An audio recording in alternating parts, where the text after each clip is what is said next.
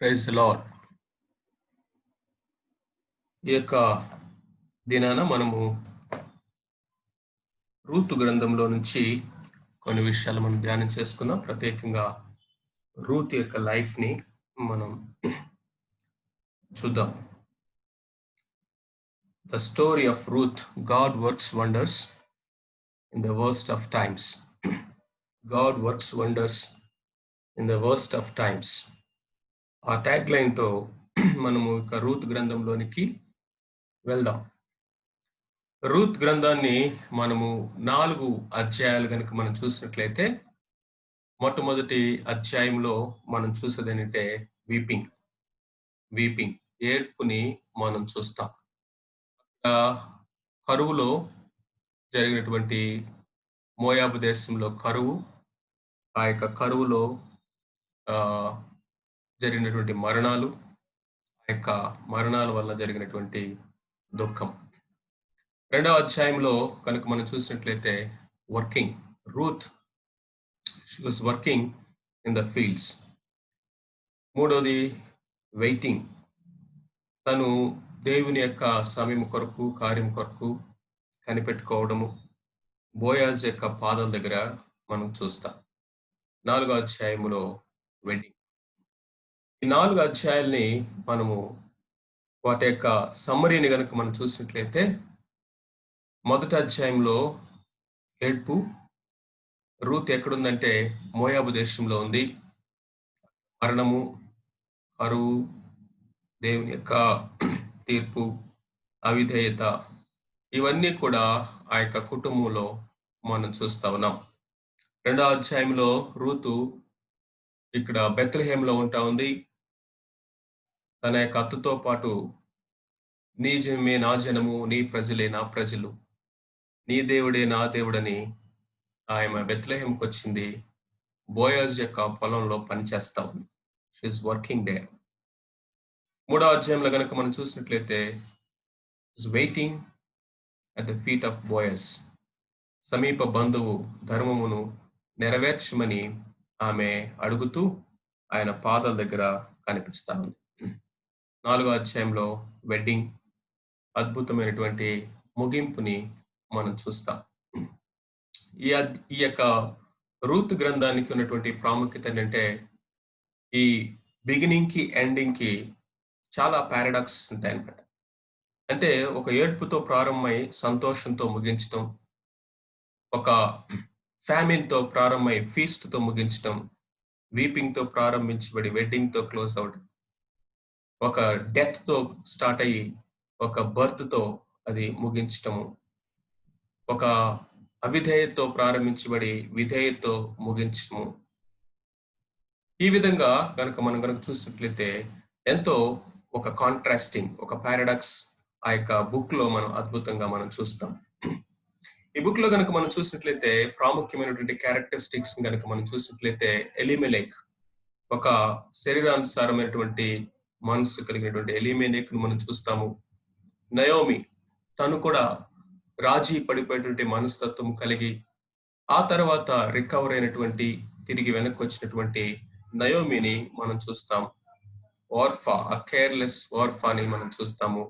అవకాశాలు ఉన్నా కానీ జార విడుచుకొని వెనక్కి వెళ్ళిపోయినటువంటి ఓర్ఫాని. ఆ కమిటెడ్ రూత్, తను ఎంతో దృఢ సంకల్పంతో నిశ్చయించుకొని తను ఒక రూఢి అయినటువంటి విశ్వాసంతో హత్తుకున్నటువంటి రూత్ ని మనం చూస్తాము. ఆ తర్వాత క్రైస్ట్ లైక్ బోయాజ్, క్రీస్తు ప్రభు లాంటి ఆ యొక్క టైప్ గా ఉన్నటువంటి సమీప బంధువు అయినటువంటి బోయాజ్ ని మనం చూస్తాం. సో ఈ మేజర్ క్యారెక్టర్స్ ఈ యొక్క బుక్ లో ఉన్నటువంటి వారు వీరు. ప్రాముఖ్యంగా మనం ఈరోజు రూత్ ని మనం ఆలోచన చేస్తాం. ఆ తర్వాత చుట్టూ ఉన్నటువంటి సపోర్టింగ్ క్యారెక్టర్స్ కొన్ని మనము ధ్యానించడానికి ప్రయత్నించేద్దాం. రూత్ గ్రంథము మొదటి అధ్యాయం మొదటి వచనం కనుక మనం చూసినట్లయితే, in the days when the judges ruled, న్యాయాధిపతులు పరిపాలించినటువంటి దినముల్లో అనేటువంటి మాటని మనం చూస్తా ఉన్నాం. అది ఈ పుస్తకానికి మొత్తానికి కూడా కాంటెక్స్ట్, వెనకున్నటువంటి బ్యాక్గ్రౌండ్ ఏంటి, ఏ యొక్క సెటప్ లో ఈ బుక్ అనేది ఇంట్రడ్యూస్ చేయబడతా ఉంది, ఈ యొక్క పుస్తకములో జరిగినటువంటి విషయాలన్నిటికీ కూడా కాంటెక్స్ట్ ఏంటి అని కనుక మనం చూసినట్లయితే, న్యాయాధిపతుల యొక్క కాలంలో జరిగినటువంటి ఈ యొక్క విషయం ఇది. న్యాయాధిపతుల యొక్క కాలం ఎలాంటిది అనేది మనందరికీ బాగా పరిచయమే, తెలుసు. న్యాయాధిపతుల యొక్క కాలం అంతా కూడా ఆ సైకిల్ ఆఫ్ ఒక డిజోబీడియన్సెస్ ని చూపిస్తా ఉంటా ఉంది. ఇశ్రాయేలు ప్రజలు మరలా మరలా పాపం చేయడము, వారు పాపం చేసినప్పుడు దేవుడు వారిని శత్రువుల చేతికి అప్పగించటం, వారు శత్రువుల చేతిలో భయంకరమైనటువంటి ఆ యొక్క హీన దశకు వచ్చినప్పుడు ఆ యొక్క అప్రెషన్ లో వారు పశ్చాత్తాపడి వారు ప్రార్థన చేయడము, ప్రార్థన చేసినప్పుడు దేవుడు వారికి ఒక న్యాయాధిపతిని, ఒక డెలివరర్ ని పంపించటం, ఆ తర్వాత దేశములో నెమ్మది, పీస్ అనేది రావడం, నెమ్మది వచ్చినప్పుడు మరలా దేవుని వారు మర్చిపోయి అన్య దేవతల వైపు, అన్య విగ్రహాల వైపు వారు తిరగడము, ఆ విధంగా వారు తిరిగినప్పుడు దేవుడు మరలా వారిని శత్రువుల చేతికి అప్పగించటము. This is a spiral, this is a cycle, the spiral of sin of Israelites. ఇస్రాయేలు యొక్క ప్రజల యొక్క ఒక డార్క్ ఫేజ్ అని న్యాయాధిపతుల కాలాన్ని మనం చూడొచ్చు. ఆ న్యాయాధిపతుల కాలంలో ప్రజలు ఎలా ఉన్నారంటే, రాజు లేనటువంటి రాజ్యముగా, వారి ఇష్టానుసారముగా ప్రవర్తించడం మనం చూస్తా ఉన్నాం. ఆ యొక్క దినముల్లో ఇస్రాయేలుకు రాజు లేడు. రాజు లేడంటే నిజానికి వారికి రాజు లేడని కాదు, వారి మీద రాజుగా ఉన్న ప్రభువుని వారు తిరస్కరించారు, మర్చిపోయారు. రాజు లేనటువంటి రాజ్యముగా వారు ప్రవర్తిస్తూ ఉన్నటువంటి దినాల్లో దేవుడు తిరిగి తన వైపు మరలా వాళ్ళని త్రిప్పుకోవడానికి, ఇదిగో దేవుడు ఆ యొక్క డిసిప్లిన్ కి వాళ్ళని అప్పగిస్తూ ఉన్నప్పుడు ఒక హీన దశను, ఒక మోరల్ గా కానీ, స్పిరిచువల్ గా కానీ, వాళ్ళ యొక్క సోషల్ స్టేటస్ కానీ అన్ని విషయాల్లో కూడా ఒక ఒక డిగ్రేడెడ్ స్టేట్ లో ఇస్రాయేల్ ప్రజలు ఉన్నటువంటి ఆ డార్క్ ఫేజ్ లో మనము చూస్తూ ఉన్నటువంటి విషయం ఏంటంటే, ఈ యొక్క రూతు గ్రంథాన్ని దేవుడు మనకి పరిచయం చేస్తా ఉన్నాడు. ఈ యొక్క రూత్ గ్రంథంలో మనం చూసేదంటే the message of hope and redemption, నిరీక్షణ అనేది, తర్వాత విమోచన, రక్షణ అనేది ఈ యొక్క రూత్ గ్రంథములో మనము చూస్తాము. అందుకనే ఈ యొక్క ఆ పుస్తకము బిగినింగ్ లోనే దేవుడు ఒక వ్యక్తిని పరిచయం చేస్తా ఉన్నాడు. అతని పేరే ఎలీమెలెక్. ఎలీమెలెక్ అన్న మాటకు అర్థం ఏంటంటే, దేవుడే నా రాజు. ఏల్ అంటే దేవుడు, మెలెక్ అంటే రాజు. దేవుడే నా రాజు అనేటువంటి పేరు కలిగినటువంటి ఒక వ్యక్తిని దేవుడు పరిచయం చేస్తున్నాడు బెత్లెహేములో. దేవుడే నా రాజు అనేటువంటి పేరు ఆ తల్లిదండ్రులు ఎందుకు పెట్టారో మనం ఈజీగా అర్థం చేసుకోవచ్చు. ఎందుకంటే అది దేవుడు వారికి రాజుగా ఉన్నప్పటికీ రాజు లేనటువంటి రాజ్యముగా, ఎవరి ఇష్టానుసారముగా, ఎవరికి ఇష్టం వచ్చినటువంటి త్రోవల్లో వారు నడుస్తున్నటువంటి అలాంటి దినాల్లో ఇదిగో దేవుడు ఈ యొక్క వ్యక్తి ద్వారా, నేను ఇక్కడ ఉన్నాను, నేను ఇంకా సర్వాధికారిగా సింహాసనం మీద ఉన్నానన్న మెసేజ్ ని వారికి కమ్యూనికేట్ చేయడానికి దేవుడు వారి వద్దకు మెసేజ్ ను పంపిస్తున్నప్పటికీ, బట్ ఎట్ వారు యొక్క జీవన విధానము ఎలా ఉంది అంటానికి ఎలీమెలెకు జీవితమే మనకు నిదర్శనంగా కనిపిస్తా ఉంది. సరే, ఇలాంటి టైంలో కనుక మనం చూసినట్లయితే ఒక అన్యురైనటువంటి మోయాబు అనేటువంటి ఈ యొక్క మోయాబు స్త్రీ అనేటువంటి ఈమె ఏ విధంగా ఈ యొక్క అద్భుతమైనటువంటి ఈ ఈ కృపను పొందుకొని ఏ విధంగా ఆమె ఆశీర్వాద సంబంధమైనటువంటి యొక్క లైన్ లోకి వస్తా ఉంది అని మనం చూస్తా ఉన్నప్పుడు, హోప్ అండ్ రిడెంప్షన్ అన్నప్పుడు ఇక్కడ ఒక మాటని నేను మీకు జ్ఞాపకం చేయాలని ఆశపడతా ఉన్నాను. మనం గనక ధర్మశాస్త్రాన్ని కనుక మనం చూసినట్లయితే, ధర్మశాస్త్రంలో, మోషే ధర్మశాస్త్రంలో మనం చూసినట్లయితే ద్వితీయోపదేశ కాండంలో ఉంటుంది ఆ మాట, 10 తరముల వరకు కూడా ఈ యొక్క మోయాబీలు అనేటువంటి వారు ఏ విధంగా అయినా సరే ఇశ్రాయేలు వారిలో కలవడానికి కానీ, వారు రక్షించబడటానికి కానీ ఏ విధమైన అవకాశం లేదు. 23వ అధ్యాయం 3వ వచనంలో ఆ మాటని ద్వితీయోపదేశ కాండంలో మనం చూస్తాం. కాబట్టి ఏ విధంగానైనా సరే ఈ యొక్క రక్షణ పొందుకోవడానికి నిరీక్షణ లేనటువంటి స్థితిలో ఒక శాపగ్రస్తమైనటువంటి మోయాబులో ఉన్నటువంటి ఒక స్త్రీకి ఏ విధముగా కృప అనేది నిరీక్షణ ఇచ్చింది, విమోచన అనుగ్రహించి ఆశీర్వాదన అనుగ్రహించింది అనేదే ఈ బుక్ యొక్క అల్టిమేట్ థీమ్ గా మనం చూస్తా ఉన్నాం. What the law could not accomplish, grace accomplish. That is the theme. What the law could not accomplish, ధర్మశాస్త్రం అనేది ఏది నెరవేర్చలేకపోయిందో, ఏది ఆ యొక్క మోయాబు స్త్రీకి నిరీక్షణ కానీ, విమోచన కానీ, ఒక ఆశ కానీ ఇవ్వలేకపోయిందో, కృప అనేది అనుగ్రహించింది అంటానికి ఒక అద్భుతమైనటువంటి పుస్తకము ఈ యొక్క రూతు గ్రంథం. దాన్నే మనము ఈ యొక్క బుక్ అంతట్లో కూడా మనము చూస్తా ఉన్నాం. సర్వసాధారణంగా మనము ఈ బుక్ ని వేరే కాయిన్ లో నుంచి, వేరే ఫేసెట్ లో నుంచి చూడటానికి ప్రయత్నం చేస్తాం. ఏ విధంగా అంటే, ఒక కుటుంబం యొక్క అవిధేయత, ఆ అవిధేయత ద్వారా వారు మోయాబు దేశానికి వెళ్ళడం, మోయాబు దేశంలో మరలా అక్కడ కరువు రావడము, మరణాలు సంభవించటము, తర్వాత తిరిగి మరలా నయోమి తన యొక్క తప్పును తెలుసుకొని దేవుని యొక్క శుభవర్తమానాన్ని విని తిరిగి మరలా బెత్లెహేముకు రావడము, బెత్లెహేముకు వచ్చిన తర్వాత ఆశీర్వాదం ఏ విధంగా పొందుకుంది అనేటువంటి ఈ డైరెక్షన్ లో మనం చూస్తా ఉన్నాం. ఈ view of looking at this book ఏంటంటే హ్యూమన్ పర్స్పెక్టివ్ అంటే మానవుని యొక్క అవిధేయత, ఆ అవిధేయతలో నుంచి వచ్చినటువంటి కాన్సిక్వెన్స్, ఆ కాన్సిక్వెన్స్ లో రిపెంట్ అయినప్పుడు, తిరిగి వచ్చినప్పుడు దేవుని యొక్క ఆశీర్వాదము లేకపోతే రెస్టోరేషన్ అనేటువంటి పాయింట్ ఆఫ్ వ్యూ లో మనం ఈ బుక్ ని సర్వసాధారణంగా చూస్తూ ఉంటాం. Other way of looking at this book is God's sovereignty in human disobedience also. మానవుని యొక్క అవిధేయతలో కూడా దేవుని యొక్క సార్వభౌమాధికారము ఎంత అద్భుతంగా ఇక్కడ పనిచేస్తా ఉంటుందో మనము ఈ బుక్ లో మనం చూస్తాం. ఈ విషయాన్ని కొంచెం జాగ్రత్తగా మీరు అర్థం చేసుకోవాలి. దేవుని యొక్క సార్వభౌమాధికారము ఏ విధంగా పనిచేస్తా ఉందో మనము ఈ బుక్ లో కొన్ని చూద్దాం రండి. మొట్టమొదటిగా 2 విషయాలు నేను మీతో ఈ రోజు ధ్యానించాలి. రూతు యొక్క లైఫ్ లో నుంచి ఆశపడతా ఉన్నాను. మొట్టమొదటిది the sovereignty of God and in the life of Ruth or in the book of Ruth. రెండవది the salvation of God and Ruth. The sovereignty of God and Ruth, the salvation of God and Ruth. మొట్టమొదటిగా దేవుని యొక్క సార్వభౌమాధికారం, the providence of God ఏంటో మనం చూద్దాం. మొదటి అధ్యాయము మొదటి 6 వచనాలు నేను చదువుతున్నాను. న్యాయాధిపతులు ఏలిన దినమునందు దేశంలో కరువు కలుగగా యూదా బెత్లెహేము నుండి ఒక మనుషుడు తన భార్యను తన 2 కుమారులను వెంట పెట్టుకుని మోయాబు దేశమున కాపురమున్నట్టుకు వెళ్ళెను. ఆ మనుష్యుని పేరు ఎలీమెలెకు, అతని భార్య పేరు నయోమి. అతని 2 కుమారుల పేరు మహ్లోను, కిల్యోను. వారు యూదా బెత్లెహేము వారైన ఎఫ్రాతీయులు. వారు మోయాబు దేశమునకు వెళ్లి అక్కడ కాపురముండిరి. నయోమి పెనిమిటైన ఎలీమెలెకు చనిపోయిన తరువాత ఆమెయు ఆమె 2 కుమారులు నిలిచి ఉండిరి. వారు మోయాబు స్త్రీలను పెండ్లు చేసుకునిరి. వారిలో ఒకదాని పేరు వార్ఫా, రెండవ దాని పేరు రూతు. వారు ఇంచుమించు 10 సంవత్సరములు అక్కడ నివసించిన తర్వాత మహ్లోను, కిల్యోను 2 చనిపోయారు. కాగా ఆ స్త్రీ తాను కనిన 2 కుమారులను తన పెనిమిటియు లేనిదాయను.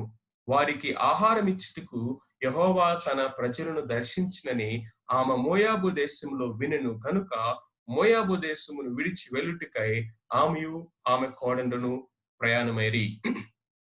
ఈ టెక్స్ట్ ని, ఈ వాక్య భాగముని మనం గనక చూసినట్లయితే ఇది ఎక్కడ స్టార్ట్ అయింది అని గనక మనం చూసినట్లయితే the story began at Bethlehem. The story began at Bethlehem. న్యాయాధిపతులు ఏలుతున్నటువంటి దినముల్లో బెత్లెహేము అనేటువంటి ఒక గ్రామంలో ఈ యొక్క స్టోరీ స్టార్ట్ అవుతోంది.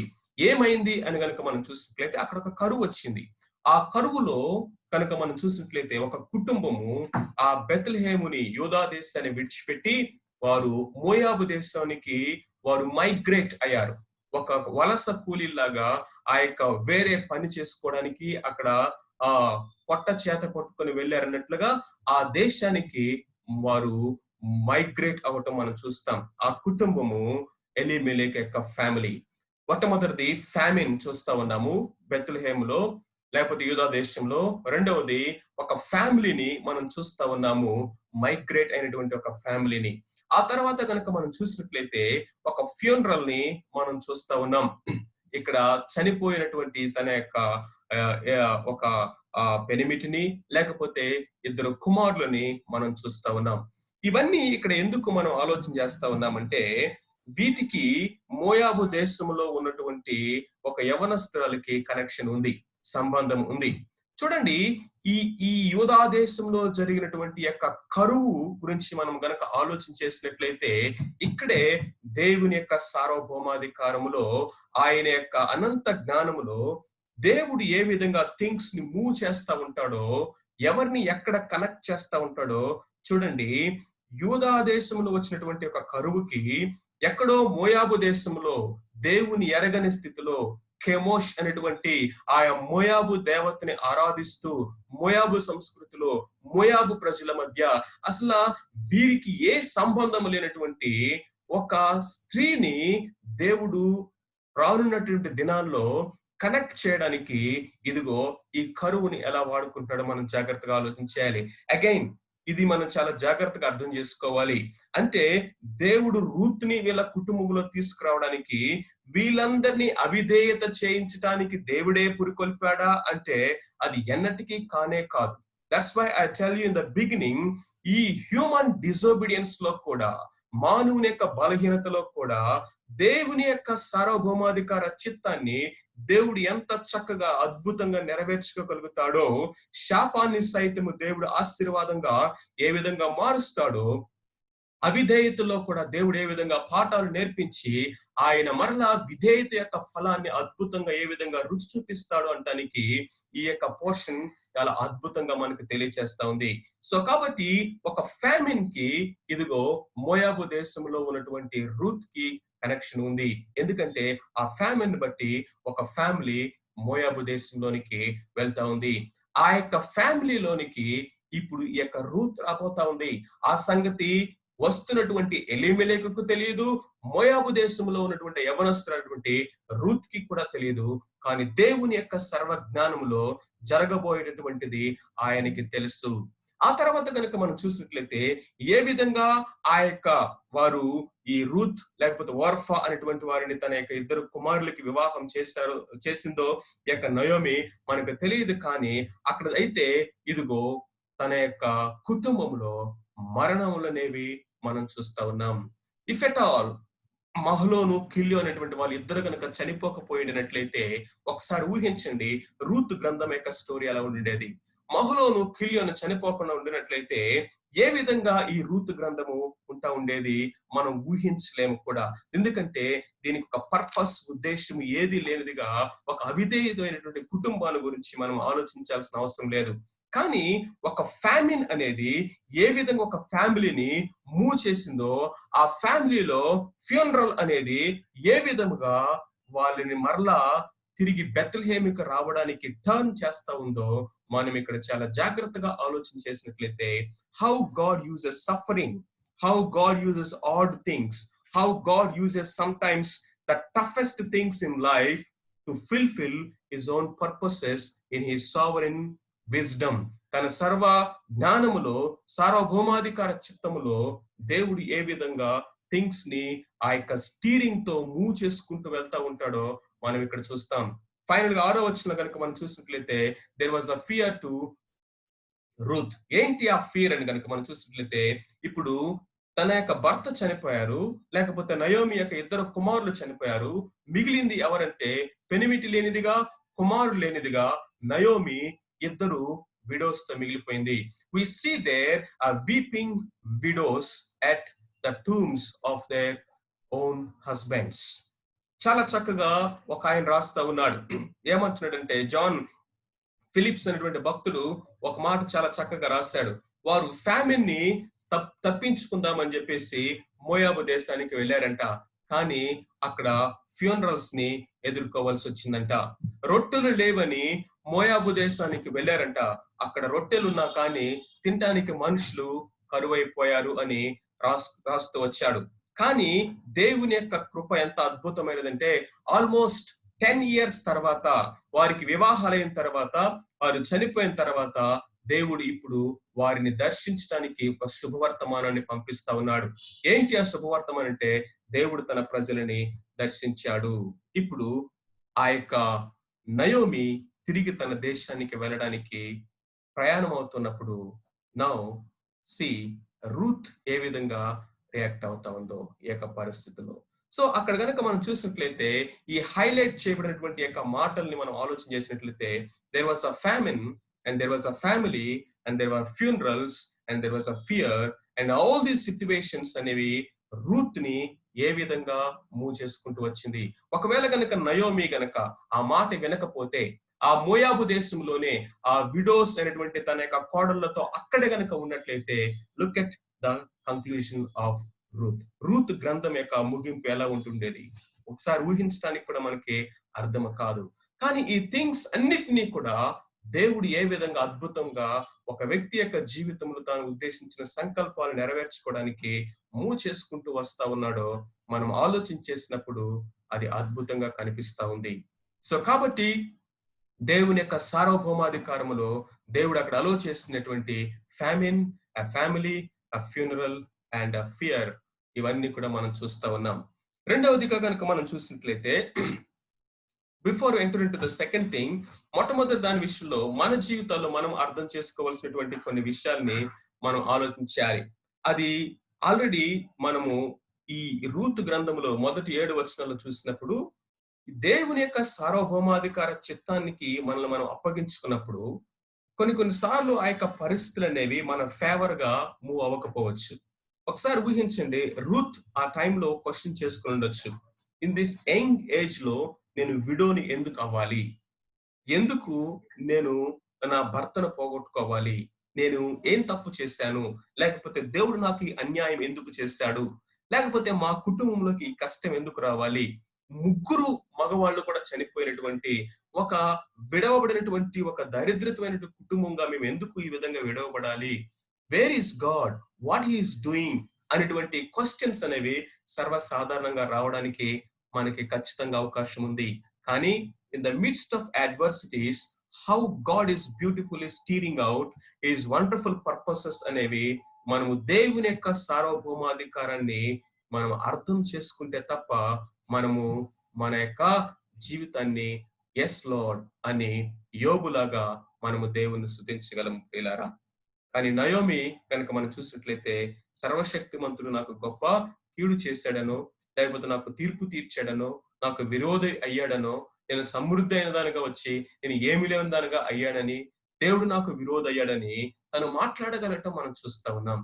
కానీ రూత్ యొక్క లైఫ్ ని కనుక మనం చూసినట్లయితే, తిరిగి ఆమె రావడానికి, తిరిగి నిర్ణయం తీసుకోవడానికి కారణం ఏంటి అని కనుక మనం చూసినట్లయితే, తను ఎలాగా ఆ దేవుని గురించినటువంటి జ్ఞానంలోకి ఎదిగిందో మనకైతే తెలియదు. కానీ నీ దేవుడే నా దేవుడు, నీ జనమే నా జనము, నీవు పాతి పెట్టిన చోటనే నేను పాతి పెట్టబడతానని ఒక యవనస్తురాలు ఒక వృద్ధురాల్ని వెంట పెట్టుకొని, యాక్సెప్టెన్స్ ఉంటుందో లేదో తెలియదు, తన ఫ్యూచర్ ఏంటో తెలియదు, ఏ విధమైన పరిస్థితులు ఎదుర్కోవాలో తెలియదు.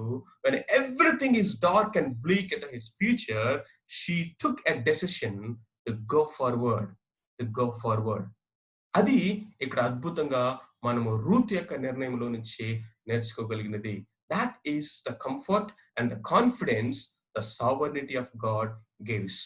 రెండవది the salvation, Ruth and the salvation. Ruth యొక్క జీవితంలో మనం చూసినప్పుడు, లేకపోతే రూతు గ్రంథములో మనము దేవుని యొక్క రక్షణ గురించి ఒక విషయాన్ని మనం ఆలోచించేద్దాం. మొట్టమొదటిగా మనం కనుక చూసినట్లయితే, ఓర్ఫా, రూతు ఇద్దరు కూడా నయోమి తోటి బెత్లెహేము రావడానికి, లేకపోతే యూదా దేశానికి రావడానికి బయలుదేరారు. ఇద్దరు నిర్ణయం తీసుకున్నారు, ఇద్దరు కొంత ఆ యొక్క దూరం వరకు రావటం మనము అక్కడ చూస్తాం.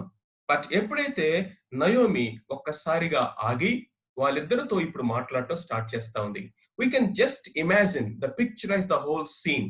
ఆ విధంగా ఎప్పుడైతే నయోమి దేవుని యొక్క విజిటేషన్ ని, ఆహారం ఇచ్చుటకు దేవుడు తన ప్రజలను దర్శించాడన్న శుభవార్త విందో, దేవుని కృపను జ్ఞాపకం చేసుకుందో, వెంటనే తిరిగి రిటర్న్ అవడానికి, తన తప్పు తెలుసుకొని రిటర్న్ అవడానికి నయోమి ఇష్టపడింది. ఆ నయోమితో వెళ్ళడానికి వీళ్ళిద్దరు కూడా రెడీ అయిపోయారు. మేబీ మొత్తం ప్యాకప్ చేసుకొని దేవర్ ఆన్ ది వే. ఆ ఆన్ ది వేలో వెళ్తా ఉన్నప్పుడు నయోమి యొక్క మైండ్ లో కొన్ని ఆలోచనలు వెళ్తా ఉన్నాయి. ఏంటంటే, ఇప్పుడు నేను వెళ్ళిన తర్వాత నన్ను చూసి అందరూ ఎగతాళి చేస్తారేమో, నేను మధురమైన స్థితిలో వచ్చాను, ఇప్పుడు మారాగా వెళ్తున్నాను, సమృద్ధి గలదానిగా వచ్చాను, ఖాళీ చేతులతో వెళ్తా ఉన్నాను. ఇదిగో 2 పిల్లలతో భర్తతో వెళ్ళాను, ఇప్పుడు ఏమీ లేని దానిగా విధవరాలుగా వెళ్తా ఉన్నాను, అన్ని పోగొట్టుకొని. అంతకంటే ప్రాముఖ్యంగా అన్య స్త్రీలైనటువంటి మోయాబు స్త్రీలను వెంట పెట్టుకొని వెళితే నా యొక్క రెప్యుటేషన్ కానీ, నా సాక్ష్యం కానీ, నా రిసెప్షన్ కానీ ఎలా ఉంటుందో అనేటువంటి సోషల్ స్టిగ్మా ఇవి నయోమి యొక్క హృదయంలో ఇప్పుడు ప్రబలుతూ ఉన్నాయి. ఆ టైంలో ఇమ్మీడియట్ గా నయోమి ఒక బ్యాక్ స్లైడర్ గా ఉన్నటువంటి, ఒక కాంప్రమైజర్ గా ఉన్నటువంటి నయోమి ఇక్కడ ఏ మాటలు పలుకుతుందో చూడండి. మనం కనుక చూసినట్లయితే almost 5 times she use the word go back, go back, go back, go back. మొదటి అధ్యాయాన్ని కనుక మనం చూసినట్లయితే there were 5 times she used the word go back. మరులుడి, మరులుడి, నా వెనక రావద్దు, తిరిగి వెళ్ళండి, మీ యొక్క దేశానికి వెళ్ళిపోయి మీరు వివాహాలు చేసుకోండి, మీరు యవనస్తులు మీ తండ్రి ఇంటికి, మీ తల్లుల దగ్గరికి వెళ్ళండి, వెళ్ళండి, వెళ్ళండి అని ప్రోత్సహిస్తా ఉంది. అది చెప్పడమే కాకుండా నేను ఇంకా మీకోసం పిల్లల్ని కనలేను, నేను వృద్ధురాల్ని, మీరు ఇక జీవిత కాలం అంతా ఇలాగే ఇదిగో విడోస్ లాగా ఉండాలి, అక్కడికి వస్తే మిమ్మల్ని ఎవరు కూడా పెళ్లి చేసుకోరు, మీ జీవితాలు లేత మొక్కలు తుంచేసినట్లుగా మోడుగా మారిపోతాయి. ఈ విధముగా నయోమి మాట్లాడుతూ ఉన్నప్పుడు లుక్ ఎట్ ఓర్ఫా. ఓర్ఫా అనేది మనం చూసినప్పుడు ఇమ్మీడియట్ గా ఓర్ఫా ఆగిందంట. She stopped. ఒకసారి ఓర్ఫా ఆగి తనతో తాను చెప్పుకుందంట, this is true, this is true, what my mother in law saying is true. మూడోది కనుక మనం చూసుకున్నట్లయితే తనతో తాను అనుకుంటుందంట, ఇదిగో యు బెటర్ గో బ్యాక్. అందుకనే వెంటనే ఓర్ఫా ఫైనల్ ఫేర్వెల్ కిస్ ఇచ్చి తిరిగి తన యొక్క దేశానికి వెళ్ళిపోయింది. 15వ వచనంలో మనం కనుక చూసినట్లయితే she went back to her people and to her gods. Look at that word. She went back to her people and to her gods. మరి ఇప్పటి వరకు నయోమి ఒక విశ్వాస కుటుంబంలోనే ఉంది. ఒక విశ్వాసి కుటుంబంలో ఒక విశ్వాసిగానే అందరితో కలిసి వెలిసి ఎదుగుతా ఉంది. Maybe I could imagine Orpah singing songs at family prayer, Orpah praying, Orpha reading the Bible, Orpha reciting some memory verses, Orpha attending the worship service. Orpha, she is also one person among the rest of all. అందరిలో ఒకరిదానిగా విశ్వాసుల్లో విశ్వాసిగా ఆమె వెళ్తుంది. వీళ్ళెంత అవిధేయులైనా ఇది విశ్వాసుల కుటుంబమే. Naomi విశ్వాసే, Elimelech విశ్వాసే, ఆ కుటుంబం విశ్వాసుల కుటుంబమే. ఆ కుటుంబంలోనికి వచ్చింది ఒక మోయాబు స్త్రీ ప్రాంతం నుంచి. ఇప్పుడు ఆమె ఒక టైమ్ ఆఫ్ టెస్ట్ వచ్చినప్పుడు తన ప్రజలను, తన దేవుడు, look at the verse, Bible verse ఎంత పవర్ఫుల్ గా మాట, తన దేవతల దగ్గరికి. అందుకనే ఒక భక్తుడు రాస్తాడు, శ్రమలు అనేవి మనల్ని పిండినప్పుడంట మనలో నుంచి ఒరిజినాలిటీ బయటకు వస్తుందంట. When suffering squeezes us, the originality comes out. Whether మన యొక్క repentance అనేది, our knowledge of God అనేది, మన రక్షణ అనేది అది వాస్తవమా కాదా అనేది ఎప్పుడు బయటపడుతుందంటే ఇలాంటి పరిస్థితులు వచ్చినప్పుడు. Orpha, she went back and she was no more mentioned in the Bible. అందుకనే యొక్క జాన్ ఫిలిప్స్ రాస్తాడు, when she was waving her hands, when she was giving the final farewell, that is an eternal final farewell. No more. She went back to Chemosh. She went back Moab. She went back to curse. She went back to the eternal judgment. పైకి ఒక భక్తి కలవారుగా ఉండి దాని శక్తిని ఆశ్రయించలేనటువంటి స్థితి అంటే ఇదేనేమో. హెబ్రీయులకు రాసిన పత్రికలో మనం చూస్తా ఉన్నాం, ఇదిగో దేవుని సంబంధమైన వాటిని విని వాటిని రుచి చూచి ఆ వెలుగును చూచి తిరిగి వెనక్కి వెళ్ళిపోవటం అంటే ఇదే. ఇప్పటి వరకు దేవుడు ఎలాంటి వాడో తెలుసు, ఆ అనుభవాలు చూసింది, కానీ వ్యక్తిగతంగా పశ్చాత్తాపం లేదు, మారు మనసు లేదు. మారు మనసు లేకుండానే ఇవన్నీ చేయడానికి అవకాశం ఉందా అన్నా? మారు మనసు లేకుండానే మనము దేవుని వాక్యం చదవచ్చు, మారు మనసు లేకుండానే దేవుని ఆరాధించవచ్చు, మారు మనసు లేకుండానే ఈవెన్ దేవుని పని చేయొచ్చు, మారు మనసు లేకుండానే మనం మారు మనసు పొందినటువంటి విశ్వాసులతో కలిసి కొన్ని సంవత్సరాలను కొనసాగవచ్చు. But a time comes you will go back. But Ruth యొక్క నినాదం ఏంటో తెలుసా? I have decided to follow your God, no turning back, no turning back. నయోమంటుంది టర్న్ బ్యాక్, నయోమంటుంది గో బ్యాక్. కానీ రూత్ అంటుంది I have decided to follow Jesus, I have decided to follow your God, I have decided, I have decided, I have decided, no turning back, no turning back, no turning back. Press on, ముందుకు వెళ్ళటమే. Ruth యొక్క resolution ఎంతో అద్భుతమైంది. ఆ తర్వాత Ruth యొక్క జీవితంలో మనం చూసినట్లయితే ఆమె బోయాజును కలవటము, ఆ బోయాజ్ యొక్క పొలంలోనికి వెళ్ళడము, ఏ పొలంలోకి వెళ్ళాలో తెలియదు, ఫారిన్ ల్యాండ్ లో ఏం చేయాలో తెలియదు, ఎక్కడికి వెళ్ళాలో తెలియదు. ఆమె ఆ యొక్క బోయాజు పొలంలోనికి వెళ్ళటము, అగైన్ ద సోవరెంటీ ఆఫ్ గాడ్, దేవుని యొక్క ఇటర్నల్ పర్పసెస్ లో దేవుడి అద్భుతంగా ఇదిగో ఈ మోయాబు స్త్రీని, యవనస్త్రాల్ని, ఈ విధవరాలుగా దేవుని యొక్క మీద విశ్వాసం నుంచి వచ్చినటువంటి ఏమని ఏ విధంగా గైడ్ చేస్తా ఉన్నాడు చూడండి. కిన్స్ మ్యాన్ రిడీమర్, సమీప బంధువు, విమోచించగలిగినటువంటి వ్యక్తి, మోయాబు ఆదరించటము, ఇవన్నీ మనం చూస్తాం. ఆ తర్వాత కనుక మనం చూసినట్లయితే సమీప బంధువు అనేటువంటి యొక్క ధర్మాన్ని ఏ విధంగా బోయాజు అక్కడ నిర్వర్తించాడో మనము గ్రంథంలో కనుక మనం చూసినట్లయితే, ఒక స్లేవ్ని కానీ, ఒక బానిసని కానీ, ఒక పొలాన్ని కానీ, ఒక ఆస్తిని కానీ, లేకపోతే ఒక విధవరాల్ని కానీ విమోచించడానికి విమోచన నియమాలు, లేకపోతే ఆ యొక్క ధర్మశాస్త్రంలో నియమాలు ఉన్నాయి. దాంట్లో మొట్టమొదటిగా ఆ వ్యక్తి వారికి రక్త సంబంధి, సమీప బంధువై ఉండాలి. రెండోది ఆ వ్యక్తికి విమోచించగలిగినటువంటి సామర్థ్యత ఉండాలి. మూడోది ఆ వ్యక్తి విమోచించాలన్నటువంటి ఆ యొక్క ఇష్టము, విల్ కలిగిన వాడై ఉండాలి. అలాంటి వ్యక్తి ఆ విధముగా ఆ స్థితిలో ఉన్నటువంటి వారిని విమోచించగలిగినటువంటి వాడుగా ఉన్నాడు. బోయాజు ఏ విధంగా ఆ యొక్క రూత్ ని విమోచించాడు అనేది మనము ఇక రూత్ గ్రంథంలో మనం చూస్తాం.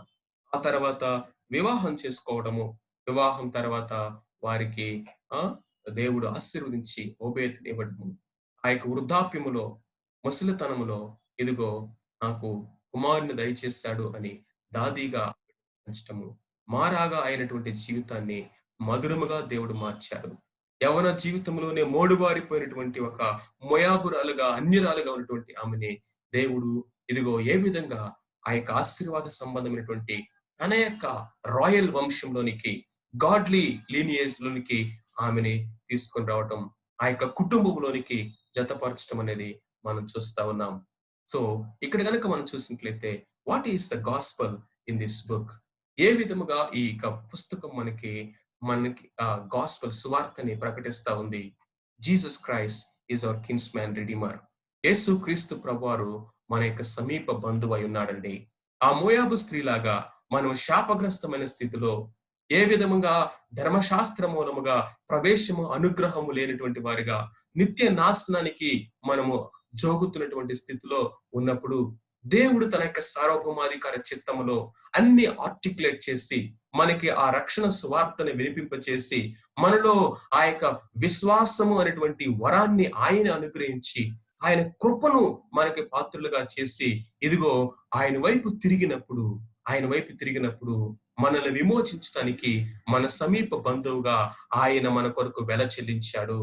ఆ రోజు బోయాజు వెల చెల్లించి, ఆ పుర పెద్దల దగ్గర వెల చెల్లించి ఇదిగో ఆ యొక్క రూత్ ని, ఆ పొలాన్ని విమోచించటము, తర్వాత వివాహం చేసుకోవటం మనం చూస్తాము. యేసు క్రీస్తు ప్రభు అనే మన సమీప బంధువు మనల్ని విమోచించగలిగిన సామర్థ్యత కలిగిన వాడు. అన్నిటికంటే ముఖ్యంగా మనతో ఆయన రక్త సంబంధి. ఎందుకంటే ఆయన రక్త మాంసములో పాలువాడై మానవుడిగా, మనిషిగా మన దగ్గరికి రావటం ద్వారా మొదటి నియమాన్ని నెరవేర్చాడు. ఆయన మన రక్త సంబంధి అయ్యాడు.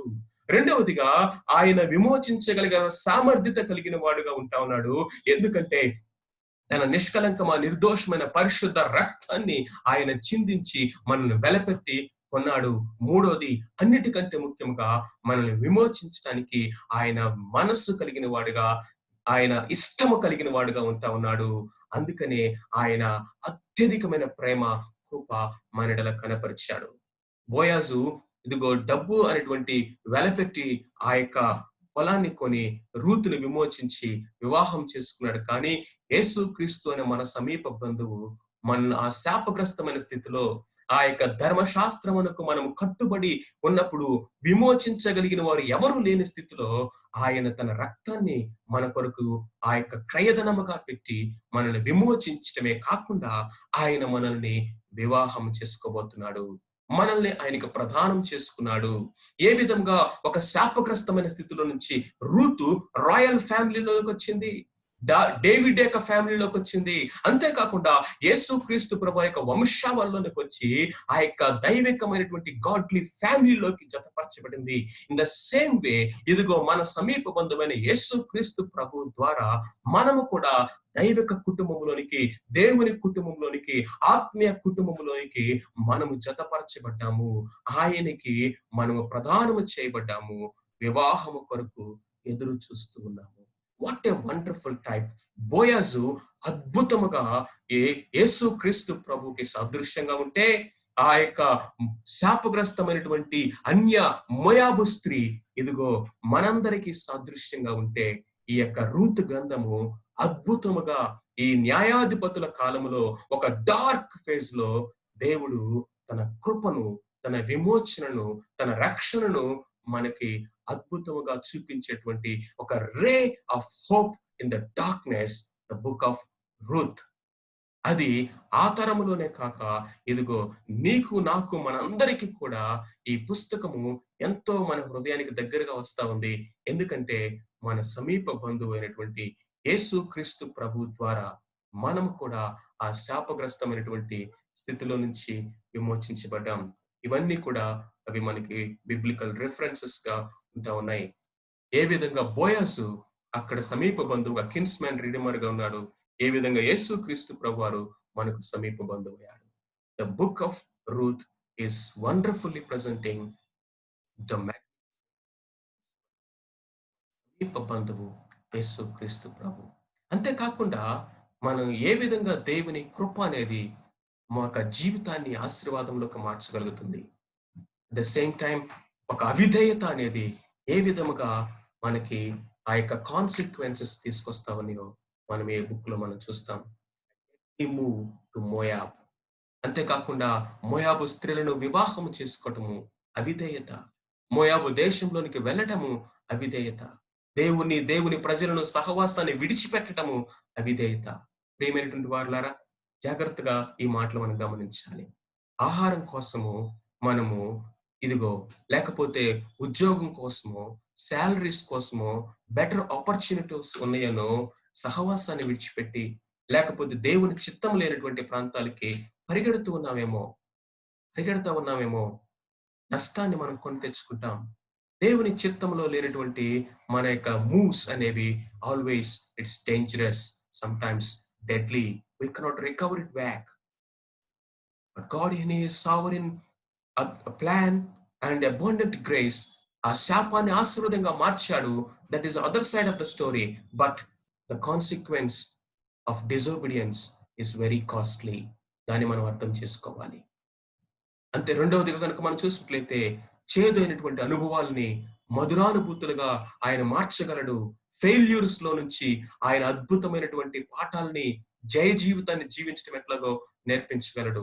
నా జీవితంలో నేను ఒక సబ్జెక్ట్ ఫెయిల్ అయ్యాను. That was the first and the last failure in my academics. ఆ అకాడమిక్స్ లో నేను ఫెయిల్ అయినప్పుడు, ఆ ఫెయిల్యూర్ లో నేను కుమిలిపోతా ఉన్నప్పుడు దేవుడు నన్ను ఏ విధంగా రెస్టోర్ చేశాడో ఒకసారి నేను చూసినప్పుడు నేను చాలా సార్లు ప్రభుని స్తుతిస్తాను. ప్రభువా, ఆ ఫెయిల్యూర్ నా జీవితంలో అనుమతించినందుకు నీకు వందనాలు. ఆ ఫెయిల్యూర్ కారణం నేనే, 100% నేనే.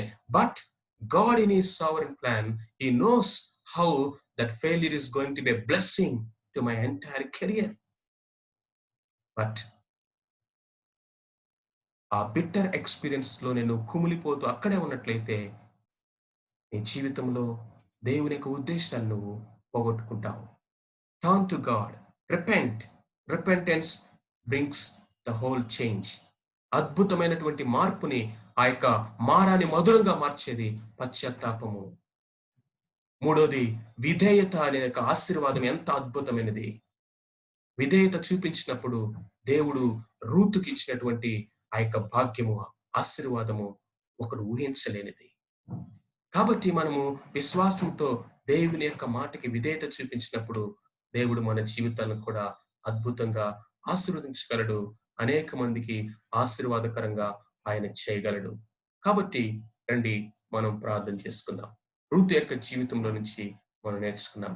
ఓర్ఫా యొక్క జీవితంలో నుంచి హెచ్చరికలు కూడా నేర్చుకున్నాము. ఒకవేళ ఇంకా నువ్వు పైకి భక్తి గలవారుగా ఉండి, ఒక ముసుగు వేసుకొని, నిజమైన మారు మనసు లేకుండా, మార్పు చెందిన జీవితం లేకుండా, లోతైనటువంటి కన్విక్షన్స్ లేకుండా, సత్యము దేవుని గురించినటువంటి సత్యమును నువ్వు గ్రహించకుండా, నీ పాపాలను ఒప్పుకొని నువ్వు వెనక్కి తిరగకుండా, లోపల ఇంకొక దేవుల్ని ఆరాధిస్తూ, పైకి నోట్లో యేసయ్యా, యేసయ్యా అని, ప్రభువా, ప్రభువా, ప్రభువా అని అంటూ ఉన్నావేమో. దేవుడు హెచ్చరిస్తున్నాడు. ప్రభువా, ప్రభువా అని పిలిచి ప్రతివాడు పరలోక రాజ్యాన్ని చేరడు. ఎన్ని వందల సార్లు నిందో ప్రభువా, ప్రభువా అని ఓర్ఫా. ఎంత అద్భుతంగా పాడిందో పాటలు, ఎంత అద్భుతంగా చదివిందో బైబిలు, ఎంత అద్భుతంగా ఒక విశ్వాసిలాగా అందరితో కలిసి మెలిగిందో. కానీ day has come, separation took place. To opposite direction, eternal separation. Moab ప్రాంతము నుంచి లోతు సంతానముగా, ఇదిగో భ్రష్టమైనటువంటి సంతానముగా ఉన్నటువంటి మోయాబు స్త్రీలుగా ఉండవలసిన వీరిద్దరిలో ఒకరేమో అబ్రహాము సంతానమైనటువంటి ఆశీర్వాదాన్ని పొందుకునే వారసురాలుగా అయితే, అది పొందుకునే అవకాశం ఉన్నప్పటికీ ఎడ్జి వరకు వచ్చి కూడా, అడుగు దూరంలోకి వచ్చి కూడా మరలా వెనక్కి వెళ్ళిపోయినటువంటి ఓర్ఫా మనకి హెచ్చరికనిస్తా ఉంది. ప్రార్థన చేసుకుందాం. దయచేసి తలలు వంచండి. ప్రార్థన చేసుకుందాము. మన యొక్క జీవితం ఎలా ఉంది? మన సమీప బంధువు యేసుక్రీస్తు ప్రభువారు, ఆయన సమీప బంధువు ధర్మాన్ని మనందరి నిమిత్తమై 2000 సంవత్సరాల క్రితం ఆ కలువరి శిలువలో ఆయన నెరవేర్చాడు.